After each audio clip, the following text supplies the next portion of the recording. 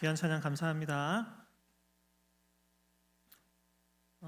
제가 남아공에서 있을 때 한 목사님 가정이 한국 목사님 가정이 철수하시면서 게임기를 하나 주고 가셨습니다. 그래서 주말 되면은 아이들과 한 번씩 그 게임기를 가지고 게임을 했는데 했던 게임들 중에 아주 간단한 어떤 게임이 있었습니다. 그 게임이 어떤 거였냐면은 앞에 몇 가지 문이 있습니다. 그래서 그 문 중에 다음 방으로 갈 수 있는 한 가지의 문이 있습니다. 그래서 그 문을 찾고 들어가면은 다음 방이 나오고 그 방 앞에도 몇 가지 문이 있는데 그 중에서 또 한 가지 정답인 문을 찾아서 이제 마지막 목적지까지 빨리 가는 사람이 승리하는 그런 게임이었습니다.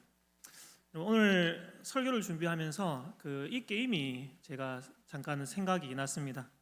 어쩌면은 이 게임이 우리 인생의 모습과 참 많이 닮았다 이런 생각이 들었습니다. 어떻습니까, 여러분? 우리 인생은 수많은 선택의 연속이라고 할 수 있습니다. 어느 대학, 어느 과를 가는 것이 정답일까? 이 직장과 사업이 하나님이 예비하신 바른 문일까? 이 사람과 결혼하는 것이 하나님의 뜻일까? 이 길일까? 아니면 저 길일까? 여러분, 우리는 매 순간 바른 길, 바른 정답을 찾고 싶어 합니다. 그래서 때로는 이렇게 기도하기도 하죠. 하나님, 이 직장입니까? 아니면 저 직장입니까? 이 사람입니까? 아니면 아닙니까? 명확하게 답을 좀 알려주십시오. 여러분, 만약 하나님께서 우리에게 정답을 딱 알려주시면은 참 쉬울 것 같습니다. 오늘 본문에서도 사도 바울은 우리에게 하나님의 뜻을 분별하라 그렇게 말씀하고 있습니다. 그런데 여러분, 이 하나님의 뜻을 분별한다는 것이 어떤 의미일까요? 수많은 선택지 중에서 정답인 그 하나의 문을 쪽집게처럼 찾아내야 한다는 그런 말일까요? 그 진짜 문이 어디인지 하나님께 도움과 힌트를 구해서 알아맞혀야 한다는 그런 뜻일까요? 오늘 본문을 통해서 하나님의 뜻을 분별한다는 것이 어떤 것인지 거기에 대해서 함께 살펴보고자 합니다. 여러분, 우리가 하나님의 뜻에 대해 이야기할 때 두 가지 영역을 함께 생각할 수 있어야 합니다. 바로 계시된 뜻의 영역과 또 섭리적인 뜻의 영역이라 할 수 있습니다. 계시된 뜻은 하나님께서 성경을 통해 우리에게 명확하게 가르쳐 주신 것들입니다. 하나님의 나라와 의를 먼저 구하라. 내 이웃을 사랑하라. 범사에 감사하라. 여러분, 우리는 하나님께서 우리에게 원하시는 것이 무엇인지 다른 그 무엇보다도 먼저 성경을 통해 분명하게 알 수가 있습니다. 반면 이 섭리적인 뜻이라는 것은 성경에 명확히 나오지 않는 하나님의 주권 속에 감추어진 영역이라고 할 수 있습니다. 우리가 마주하는 인생의 수많은 선택들이 바로 이 섭리적인 뜻의 영역에 속합니다. 내가 어떤 직장에 가야 할지, 내 배우자가 될 사람이 누구인지, 우리가 창세기부터 요한계시록까지 아무리 정독을 해도 그 직장의 이름이나 아니면 그 배우자의 이름을 발견할 수는 없을 것입니다. 하나님은 우리에게 이런 것들에 대한 답을 알려주지 않으셨습니다. 우리에게는 감추어진 것들입니다. 그래서 우리는 이 영역을 감추어진 하나님의 뜻이다 그렇게 부를 수 있습니다.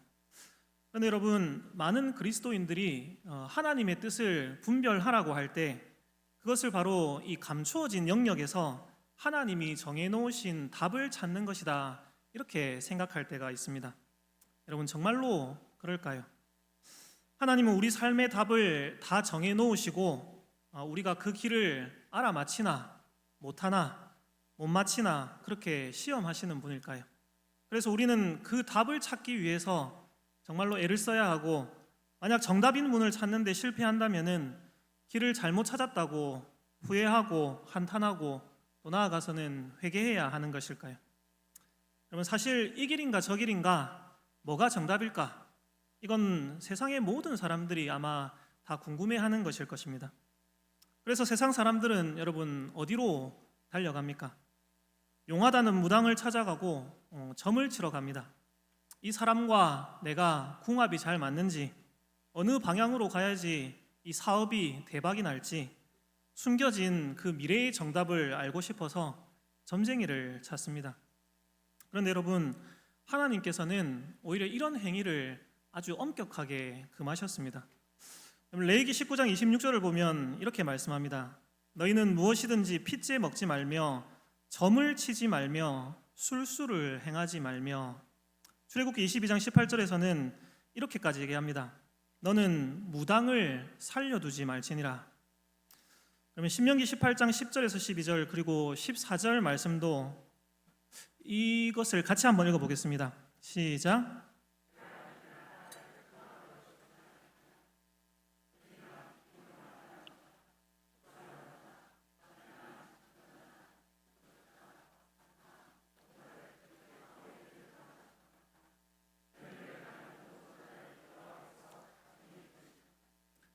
내가 쫓아낼 이 민족들은 기륭을 말하는 자나 점쟁이의 말을 듣거니와 내게는 내 하나님 여호와께서 이런 일을 용납하지 아니하시느니라. 아멘. 여러분, 하나님은 우리가 숨겨진 어떤 미래의 일을 훔쳐보는 것을, 그것을 위해 애쓰는 것을 원하지 않으십니다. 오히려 그 감추어진 영역은 하나님께 온전히 맡기고 우리에게 나타내신 오늘의 일을 행하는 데 집중하라, 그렇게 말씀하십니다. 여러분, 신명기 29장 29절도 같이 한번 읽어보겠습니다. 시작.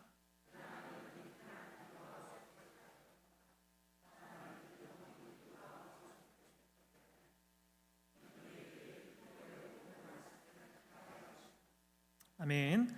마태복음 6장 34절에서는 이렇게 얘기합니다. 그러므로 내일 일을 위하여 염려하지 말라. 내일 일은 내일이 염려할 것이요 한날의 괴로움은 그날로 족하니라. 여러분, 하나님이 우리에게 원하시는 것은 명확합니다. 그것은 숨겨진 어떤 정답의 문을 미리 알아맞히는 것이 아니라 여러분, 하나님을 신뢰함으로 오늘 믿음으로 순종하는 것입니다. 여러분, 오늘 본문이 이것을 우리에게 잘 보여주고 있습니다. 로마서 12장 2절에서 사도 바울은 이렇게 명령을 하죠. 하나님의 선하시고 기뻐하시고 온전하신 뜻이 무엇인지 분별하도록 하라. 여러분, 여기서 분별하다라는 말이 원어로는 도키마조라는 헬라어입니다. 근데 이 단어는 여기로 갈까 저기로 갈까 헤매다가 바른 길을 찾아낸다는 그런 뜻이 아닙니다. 특히 고대 사회에서 금속이나 주화를 불에 달구어서 그것이 진짜인지 가짜인지 검증하고 확증하고 증명하다, 이런 의미로 사용된 단어입니다. 그래서 성경의 다른 곳에서는 똑같은 이 도키마조라는 단어가 시험하다 혹은 연단하다 혹은 확증하다 이렇게 번역되기도 합니다. 그러니까 여러분, 하나님의 뜻을 분별한다는 것은 이 길인지 저 길인지 어디로 가야 하는지를 모르는 상태에서 바른 길을 찾아내라, 그렇게 바른 길을 찾아내야 한다, 이런 의미가 아니라는 것입니다. 오히려 하나님이 이미 알려주신 이 말씀의 길을 실제로 묵묵히 걸어감으로써 정말로 그 하나님의 말씀이 옳았고 그 길이 선하고 온전한 길이었음을 증명하라, 확증하라, 바로 이런 뜻입니다. 여러분, 그렇다면 우리에게는 감추어져 있는 수많은 그 선택의 순간들을 우리가 마주할 때 우리는 어떻게 해야 하겠습니까? 우리는 우리 앞에 놓인 수많은 선택의 순간들 가운데 우리 앞에 놓인 그 여러 가지 문들을 여러분, 우리에게 주신 계시된 뜻, 하나님의 말씀이라는 빛으로 항상 비추어 볼 수 있어야 합니다. 여러분, 예를 한번 들어보겠습니다. 이게 아주 단순화시킨 얘기는 합니다. 그렇지만 이 예를 들어보자면은 직장을 선택해야 됩니다. A라는 직장은 돈도 많이 법니다. 그리고 어느 정도 이 직장에 가면은 출세도 보장되어 있습니다. 근데 이 직장을 가면은 주일 성수는 좀 어렵고 법에 저촉되지는 않지만은 신앙 양심에는 찔리는 그런 일들을 감내해야 합니다. 반면 B라는 직장은 A라는 직장에 비해 돈도 조금 적게 벌고 전망도 불리해 보입니다. 그러나 주의를 온전히 지킬 수 있고 또 양심에 거리낌 없이 일할 수 있고 사회와 다른 사람의 유익을 위해서 이바지할 수 있는 것처럼 보입니다. 그러면 여러분, 여기서 어느 직장을 선택하는 것이 하나님의 뜻이겠습니까? 여러분, 숨겨진 답을 찾을 필요가 없습니다. 주의를 거룩히 지키고 이웃을 사랑하라는 이 계시된 말씀의 빛에 비추어 볼 때 여러분 후자의 직장을 선택하는 것이 하나님의 뜻입니다. 여러분 결혼할 배우자를 찾을 때 믿는 사람과 믿지 않는 사람 중에서 누구를 배우자로 찾아야 하겠습니까? 명확합니다. 성경은 믿지 않는 자와 멍에를 함께 매지 말라 아주 분명하게 우리에게 말씀하고 있습니다. 그런데 여러분 우리는 어떻게 합니까? 믿는 사람 중에 괜찮은 사람 만나기가 너무 어렵습니다. 저 사람은 불신자이지만은 그래도 사람은 참 괜찮고 좋은 사람입니다. 저를 통해 그 사람을 전도하게 하시려는 하나님의 숨겨진 뜻이 있지 않을까요? 여러분 이렇게 핑계를 대고 타협하려 합니다. 하나님의 뜻을 몰라서가 아닙니다. 하나님의 말씀보다 나의 생각과 나의 판단이 앞서기 때문입니다. 하나님의 뜻에 나를 쳐서 복종시키는 것이 우선이 아니라 내가 원하는 것을 하나님께 보증받고 싶어서 핑계를 찾는 것입니다. 여러분 하나님은 우리에게 당신의 뜻을 숨기지 않으셨습니다.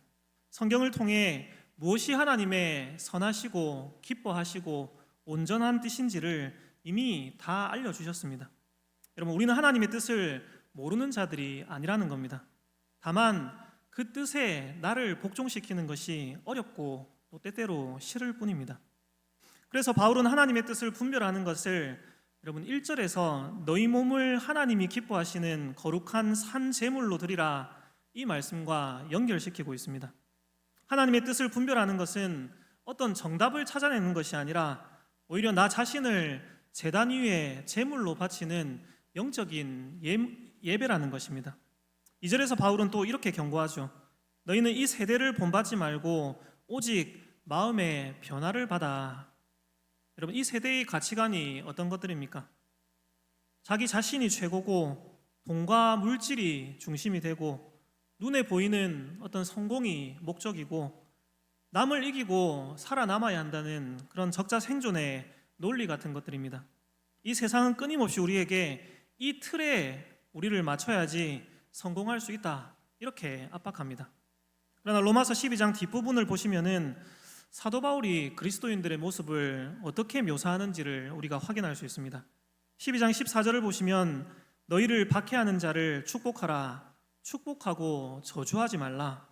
16절을 보면 높은 데 마음을 두지 말고 도리어 낮은 데 처하며 스스로 지혜 있는 척하지 말라.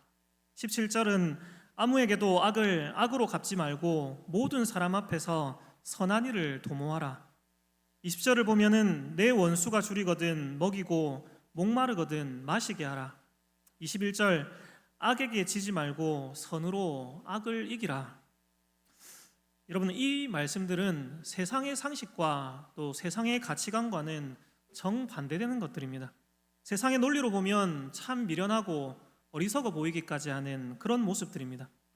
누가 나에게 해를 끼쳤을 때 여러분 어떻습니까? 내 본능은 복수하고 싶어서 더 많은 것들로 갚아주고 싶어서 여러분 우리의 마음은 요동칠 때가 많습니다.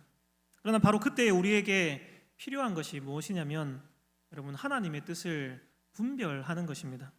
즉 하나님의 말씀의 빛에 우리 자신을 비추어 보는 것입니다. 그래서 복수하고 싶고 되갚아주고 싶은 그 나의 본성을 꺾고 세상의 가치관이 아니라 하나님의 말씀에 순종하여서 그 사람을 오히려 축복해 보는 것입니다. 악으로 악을 갚는 것이 아니라 악을 선으로 갚으려 노력해 나가는 겁니다. 그런데 여러분 이렇게 하나님의 말씀에 나를 쳐서 복종시켜서 그 길을 걸어가 보면은 그때 우리는 여러분 이 하나님의 말씀이 하나님의 뜻이 참으로 선하고 온전한 길임을 입증하고 확증할 수 있게 됩니다. 세상이 줄 수 없는 평안이 내 마음에 임하고 상황이 뒤바뀌는 역사를 경험하게 됩니다. 정말로 원수를 사랑하라는 이 말씀이 나를 살리는 선한 길이었구나. 이것이 내 영혼을 성숙하게 하는 하나님의 온전하신 뜻이었구나. 이것을 여러분 스스로 몸소 시험하고 입증해 낼 수 있게 되는 것입니다. 여러분 바로 이것이 오늘 본문에서 말씀하는 하나님의 뜻을 분별하는 것입니다. 사랑하는 성도 여러분, 하나님은 수많은 선택의 순간마다 우리에게 단 하나의 정답을 찾아낼 것을 요구하고 시험하는 그런 분이 아니십니다.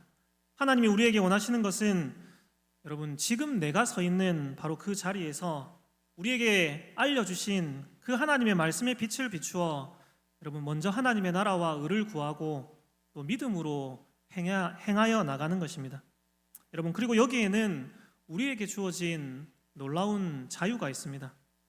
우리가 날마다 하나님의 말씀의 빛을 내 삶에 비추어서 우리가 우리의 걸음을 걸어 나간다면은 여러분, 우리 앞에 놓인 그 수많은 무수히 많은 선택의 순간들 가운데 여러분, 그거 어떤 분을 선택한다 하더라도 여러분, 걱정하거나 두려워하지 않아도 됩니다.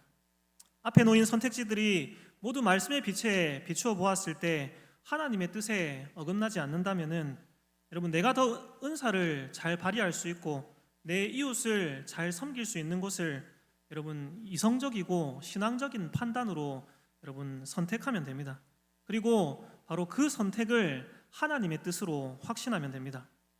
여러분, 하나님께서는 우리가 그렇게 믿음으로 선택하고 걸어간 그 발걸음 자체가 시간이 지나 그 걸음을 뒤돌아보았을 때 이것이 하나님의 뜻이었구나, 이렇게 고백하게 하여 주실 것입니다. 설령 그 선택의 결과로 때때로 어려움과 문제를 만나고 겪게 된다 하더라도 여러분, 그때 우리는 염려하지 않아도 됩니다. 평안을 누릴 수 있습니다. 왜냐하면 우리 하나님은 모든 것이 합력하여 선을 이루도록 역사하여 주시는 분이시기 때문입니다. 그 고난과 어려움마저 우리의 유익을 위하여 선으로 바꾸어 주시는 분이시기 때문입니다. 사랑하는 성도 여러분, 그러므로 우리 앞에 놓인 수많은 선택의 순간들에서 여러분, 내일의 일을 염려하며 무엇이 답인지를 구하지 마십시오. 오히려 이 세대를 본받지 말고 말씀을 통해 우리에게 나타나여 주신 그 하나님의 뜻에 나 자신을 쳐서 복종시킬 수 있는 믿음과 힘을 주옵소서. 여러분, 이렇게 기도할 수 있기를 바랍니다. 이 길을 선택했는데 잘못되면 어떡하지? 후회하면 어떡하지? 이렇게 여러분 염려하지 마시고 그 길이 하나님의 말씀에 어긋나지 않는 그런 선택이라면은 여러분, 우리에게 주신 자유함을 누릴 수 있기를 바랍니다. 하나님의 나라와 의를 먼저 구하고 또 하나님의 인도하심을 신뢰하면서 선택한 여러분, 그 길이 바로 하나님의 뜻입니다. 우리에게 주신 이 분명한 확신과 또 놀라운 자유함을 누리면서 살아갈 수 있는 그런 우리 모두가 되기를 바랍니다. 말씀을 맺겠습니다. 사랑하는 성도 여러분, 사도 바울은 오늘 본문을 이렇게 시작하고 있습니다. 형제들아, 내가 하나님의 모든 자비하심으로 너희를 권하노니. 여러분, 우리 하나님은 자비로운 분이십니다. 하나님은 죄로 인해 죽었던 우리를, 망할 세상 가운데 속했던 우리를 여러분, 독생자 예수님을 통해 구원하여 주시고 생명을 가진 자들로 변화시켜 주셨습니다. 자신의 선하시고 기뻐하시고 온전하신 뜻이 무엇인지를 우리에게 다 알려주시고 그 뜻을 또한 따라 살아갈 수 있도록 성령님을 통해 지금도 우리를 도우시고 인도하여 주시는 분이십니다. 그러므로 사도 바울은 또한 이렇게 말합니다. 너희 몸을 하나님이 기뻐하시는 거룩한 산 제물로 드리라. 여러분, 죽은 제물이 아니라 산 제물입니다. 살아있는 제물입니다. 구약의 제물은 죽어서 단 위에 올라갔지만 여러분, 우리는 그리스도 안에서 성령으로 새롭게 변화된 살아있는 자들입니다. 즉 억지로가 아니라 기꺼이 그리고 즐거이 우리 자신을 주님의 말씀에 맞추고 복종시킬 수 있는 은혜를 입은 자들이라는 뜻입니다. 그러므로 여러분, 이 세대를 본받지 말고 여러분, 오직 마음을 새롭게 함으로 변화를 받아 여러분, 하나님의 선하시고 기뻐하시고 온전하신 뜻이 무엇인지 분별할 수 있는 우리 모두가 되기를 바랍니다. 자비하신 우리 하나님을 신뢰함으로 하나님께서 우리를 두신 오늘 이 자리에서 여러분, 하나님의 말씀에 나를 쳐서 복종시키는 그 순종의 발걸음을 우리가 걸어 나갈 때에 여러분, 그 말씀의 선하심과 온전하심은 내 삶의 실제가 될 것입니다. 우리가 선택하고 걸어가는 그 모든 길이 여러분, 하나님의 뜻을 이루어가는 복된 길이 될 것입니다.